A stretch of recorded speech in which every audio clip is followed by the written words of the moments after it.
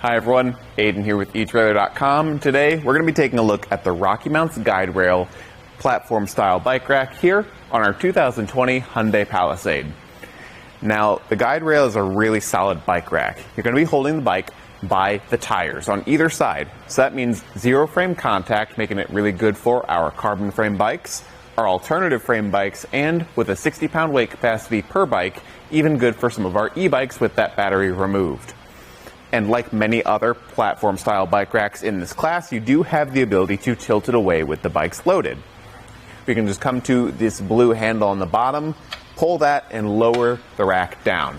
Now this tilts down really far, and you can see if I had a second bike on here, it would be really hard for me to get my arm under there safely. So if you've got this thing fully loaded with two e-bikes, be careful. There are other options out there like the Hollywood Rack's Destination e-bike rack that can get you between the rack and the car to lower it down much more safely.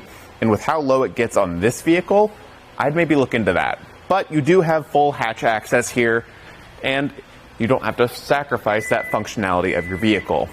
So we'll just let the tailgate come down here, and we can lift it back into place, and we will hear a click whenever it's locked back in. Now at this point we can remove the bike. And this is one thing I really like about the rack, is the fact that we can disengage the ratcheting mechanism on the arms.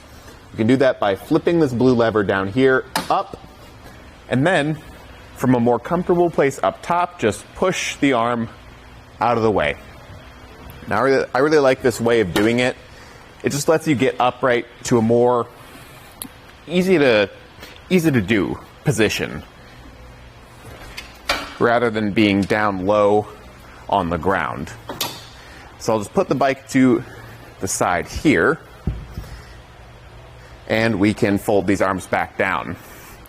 So whenever I fold it down, just make sure you flip that lever back, re-engaging the ratcheting mechanism and locking that arm in place.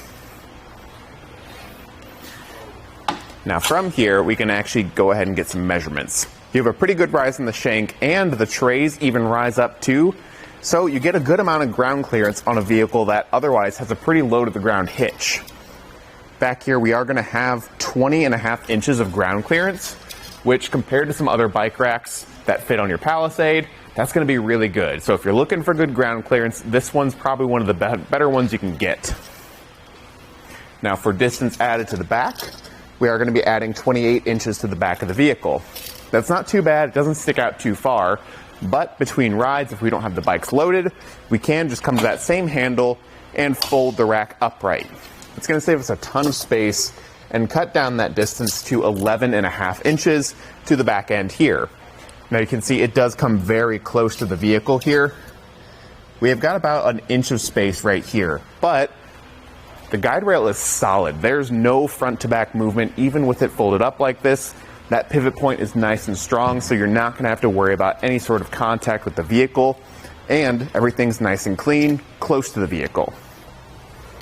Now down here at the hitch, we are going to fit in a 2-inch by 2-inch receiver tube, and it comes with a locking anti-rattle bolt, keeping everything secured and solid in the hitch. That lock is key to like with this locking point up top, where you can run our safety chain through to lock our bikes when we're not around. And overall, I really like the GuideRail. I think it fits really well on the Palisade here. My only gripe is the tilting. With how low your hitch sits, you have to come down really far with that bike rack to tilt it away. So if that's something that you're concerned about, I would look into the Destination e-bike rack. Otherwise, it's going to be a great fit for your Palisade. Thanks for watching.